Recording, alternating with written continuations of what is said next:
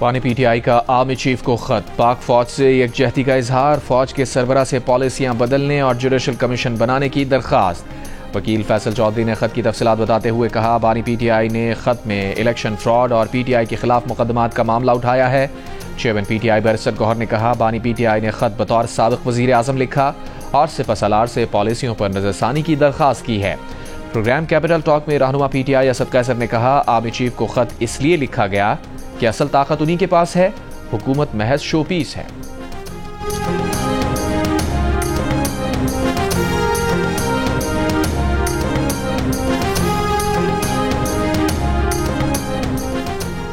وزیر اعظم کے سیاسی مشیر رانا ثنا کا کہنا ہے کہ بانی پی ٹی آئی کے آرمی چیف کے نام خط کا مقصد ہے کہ فوج اور عوام کے درمیان فرق ڈالا جائے یا فوج اور اس کی کمانڈ کے درمیان غلط فہمیاں پیدا کی جائیں۔ کیا یہ خط جیل سے لکھے جا رہے ہیں؟ یہ کہاں سے آتے ہیں؟ بانی پی ٹی آئی کو سیاسی جدوجہد کرنی ہے تو پارلیمنٹ میں کریں۔ پروگرام آج شاہ زیب خانزادہ کے ساتھ میں گفتگو۔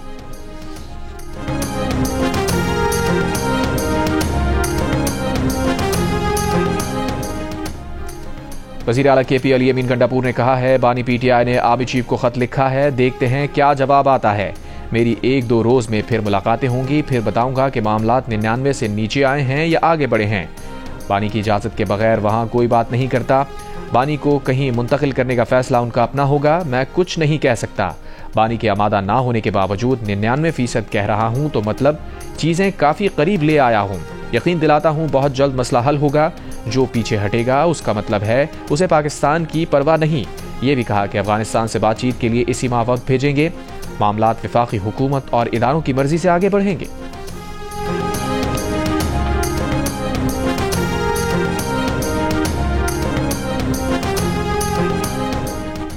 پنجاب، خیبر پختونخوا اور سندھ کے بعد بلوچستان اسمبلی نے بھی زرعی آمدنی پر ٹیکس کا بل منظور کر لیا۔ وزیر خزانہ محمد اورنگزیب کا زرعی ٹیکس کے قانون کی منظوری کا خیر مقدم۔ کہا، اب ہم IMF کے 6 ماہی جائزے میں اچھی پوزیشن میں ہوں گے۔ ٹیکسز کا بوجھ صرف تنخواہ داروں اور مینوفیکچرنگ سیکٹرز تک محدود نہیں رکھ سکتے۔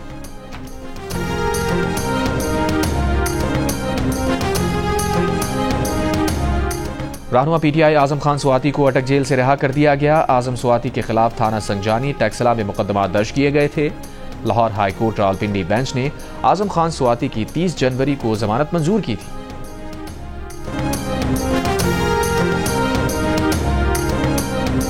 لکی مروت میں دہشت گردوں کی موجودگی پر انٹیلیجنس بیسڈ آپریشن، دہشت گردوں کی پولیس پر خودکار ہتھیاروں سے فائرنگ، کالعدم تنظیم کا مطلوب مقامی کمانڈر ریحان اللہ المعروف منتظر آشنا ہلاک۔ ملزم پولیس پر حملوں، اغوا برائے تاوان اور ٹارگٹ کلنگ کے مقدمات میں CTD کو مطلوب تھا۔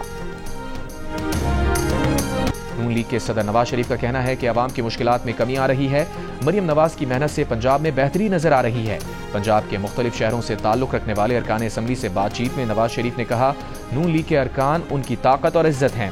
اس موقع پر وزیر اعلیٰ پنجاب مریم نواز نے کہا، پنجاب واحد صوبہ ہے جہاں روٹی 12 سے 14 روپے میں مل رہی ہے۔ ان کی کارکردگی پر سب سے بڑا چیک عوام اور نواز شریف ہیں۔ وزیر اعلیٰ پنجاب کی راولپنڈی رنگ روڈ دسمبر تک مکمل کرنے کی ہدایت۔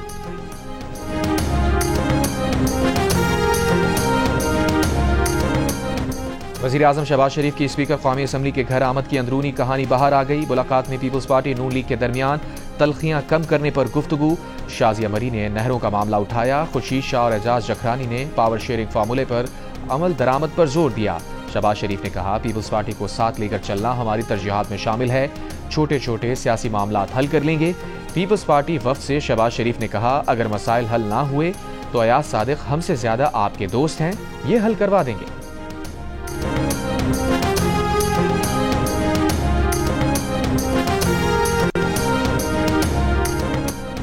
پاکستان اور سعودی ڈیولپمنٹ فنڈ کے درمیان 1.6 ارب ڈالر کے معاہدوں پر دستخط کر دیے۔ سمجھوتے کے مطابق سعودی ڈیولپمنٹ فنڈ تیل کی درآمد پر 1 سال کے لیے 1 ارب 20 کروڑ ڈالر کی مؤخر ادائیگی کی سہولت دے گا۔ معاہدوں پر دستخط کی تقریب میں وزیر اعظم شہباز شریف، وزیر خزانہ محمد اورنگزیب اور سعودی سفیر بھی موجود تھے۔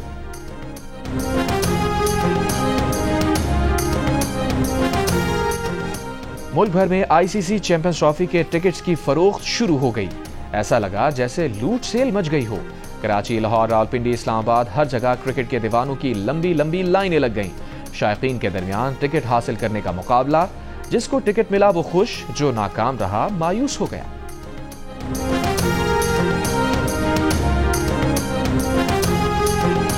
वज़ीर दिफा ख्वाजा मोहम्मद आसिफ ने कहा, अफगानिस्तान में मौजूद अमरीकी असलहा पाकिस्तान के अंदर दहशतगर्दी की कार्रवाइयों में इस्तेमाल हो रहा है।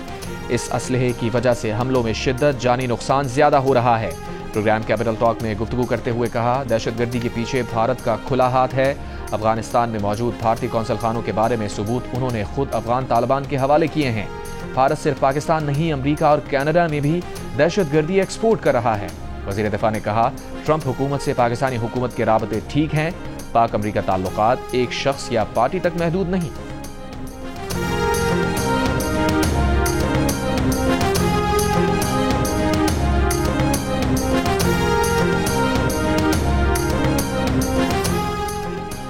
वज़ीर आला KP अली अमीन गंडापुर ने कहा है कि अफगानिस्तान की वजह से खैबर पख्तूनख्वा मुतासिर हो रहा है।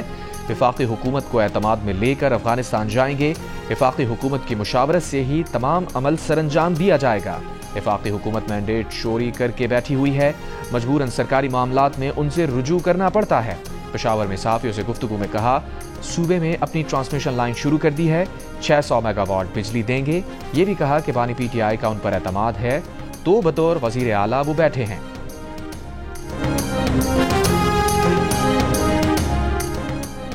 वज़ीर आला सिंध मुराद अली शाह ने कहा, ज़राई इनकम टैक्स कानून पास करने के लिए IMF का दबाव था। अगर ज़राई टैक्स ना लगाते तो IMF की टीम ना आती और पाकिस्तान डिफॉल्ट में चला जाता। वफाक ने हमें बंद गली में लाकर खड़ा कर दिया है। अगर आपको लगता है इसमें उजलत हुई है तो तरमीम ले आएंगे। MQM के अली खुशीदी ने कहा, MQM इस कानून में तरमीम लाएगी। हमारा मौक़िफ़ है कि आमदनी टैक्स नेट में होनी चाहिए। अपोजिशन की तजावीज़ शामिल की जाती तो बिल और अच्छा हो जाता।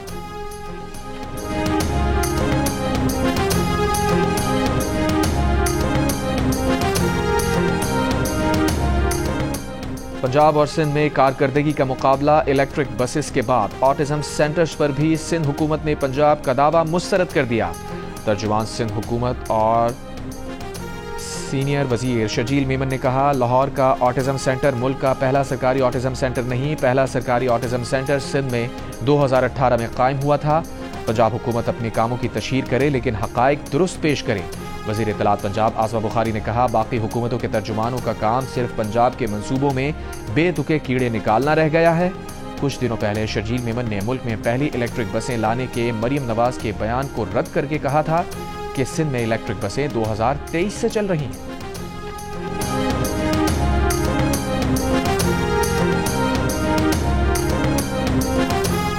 वज़ीर इत्तलात अता तारड़ की पैका एक्ट पर मुशावरत की तजवीज़। साथ ये भी कहा कि अगर सहाफ़ी समझते हैं कि उनकी हक़ तलफ़ी हो रही है तो वो हाई कोर्ट जा सकते हैं। वफाकी वज़ीर ने सवाल उठाया, पैका कानून में क्या फेक न्यूज़ रोकने पर एतराज़ है? डिजिटल मीडिया पर जिसका दिल चाहता है कत्ल का फतवा जारी कर देता है, कोई एडिटोरियल कंट्रोल नहीं। डिजिटल मीडिया पर चलने वाली लाकानूनियत को कोई रोकने वाला तो होना चाहिए। पैका एक्ट समझने की ज़रूरत है। सहाफ़ी बरादरी का इस्तेहसाल नहीं होगा, आप तजावीज़ दें। पैका एक्ट में बेहतरी लाई जा सकती है।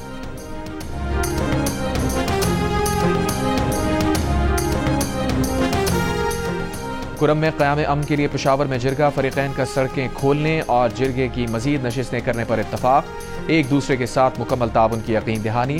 जिरगा अरकान ने मीडिया को बताया, सड़कें खोलने का मामला इंतहाई अहम है। असलहा और बंकर्स की मसमारी से मुताल्लिक भी बातचीत हुई। अमन मुआहिदे के तहत अब तक 26 बंकर्स गिराए जा चुके हैं। खाने पीने की अशिया और दीगर सामान लेकर 130 गाड़ियों का काफिला कुरम पहुंच गया।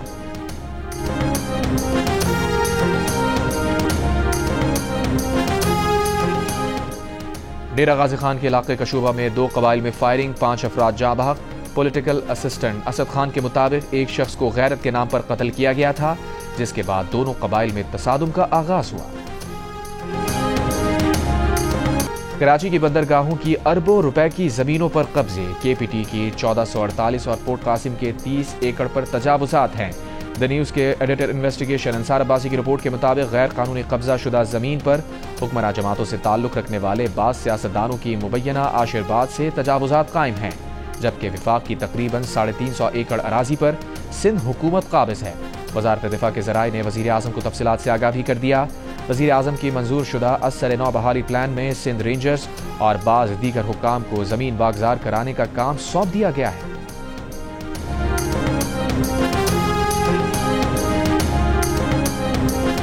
وزیر بلدیات سندھ سعید غنی نے بندرگاہوں کی زمین پر قبضے کی وزارت پورٹ اینڈ شپنگ کی رپورٹ کو مضحکہ خیز قرار دے دیا۔ جیو نیوز سے گفتگو میں کہا جن آبادیوں کا تذکرہ ہے وہ دہائیوں پرانی ہیں، وہاں لاکھوں لوگ آباد ہیں۔ سپریم کورٹ میں کراچی کی زمینوں پر قبضے سے متعلق کیسز کے دوران کراچی پورٹ ٹرسٹ کہاں تھا؟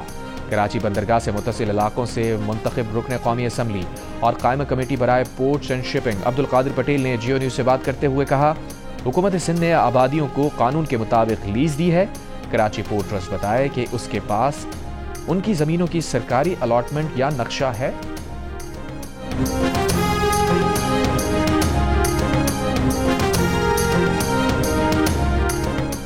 ضلع خیبر میں نامعلوم ملزمان کی پولیو ٹیم پر فائرنگ، پولیس اہلکار شہید، پولیو ٹیم محفوظ رہی۔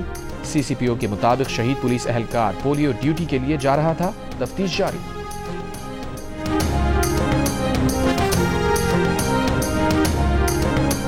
امین جماعت اسلامی حافظ نعیم الرحمان نے کہا ہے مقبوضہ کشمیر میں کشمیریوں پر ظلم ہو رہا ہے اور آواز بھی دبائی جا رہی ہے۔ قومی کشمیر کانفرنس سے خطاب میں کہا کشمیریوں کی اخلاقی اور سیاسی حمایت کا کہہ کر جان نہیں چھڑائی جا سکتی۔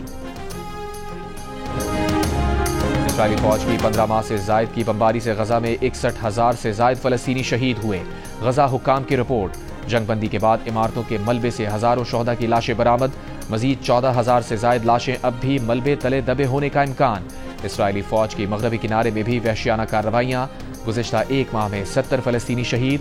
اسرائیلی وزیر اعظم نیتن یاہو کا دورہ امریکہ، منگل کو صدر ٹرمپ سے ملاقات میں جنگ بندی کے دوسرے مرحلے پر تبادلہ خیال ہوگا۔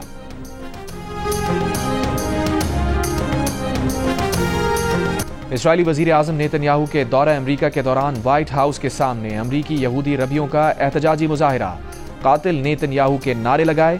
نیتن یاہو کی صدر ٹرمپ سے کل وائٹ ہاؤس میں ملاقات ہوگی۔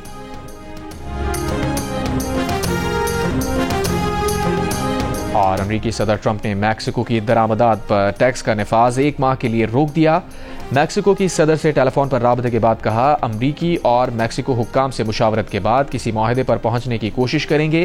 صدر ٹرمپ کا کینیڈا کے وزیر اعظم سے بھی ٹیلی فون پر رابطہ، کہا کینیڈا کے وزیر اعظم سے اچھی بات ہوئی، کینیڈا نے ہمارے ساتھ اچھا نہیں کیا، ہمیں کینیڈین زراعت کاروں اور لکڑی کی ضرورت نہیں۔ میکسیکو سے ٹیکس کے معاملات بھی ابھی طے نہیں ہوئے، چین سے بھی اگلے 24 گھنٹوں میں بات چیت کی جا سکتی ہے۔ پاناما کینال پر چین سے نمٹا جائے گا، ہم ڈیل نہ کر سکے تو چین کے ٹیرف اوپر جائیں گے۔ مزید ممالک پر جوابی ٹیکس لگانے کا آئیڈیا اچھا لگا ہے، ہم یوکرین کو بتا رہے ہیں کہ ان کے پاس قیمتی زمینیں ہیں، ہم چاہتے ہیں کہ یوکرین وہ زمینیں ہمیں دے دے، میرے پاس غزہ جنگ بندی برقرار رکھنے کی کوئی ضمانت نہیں۔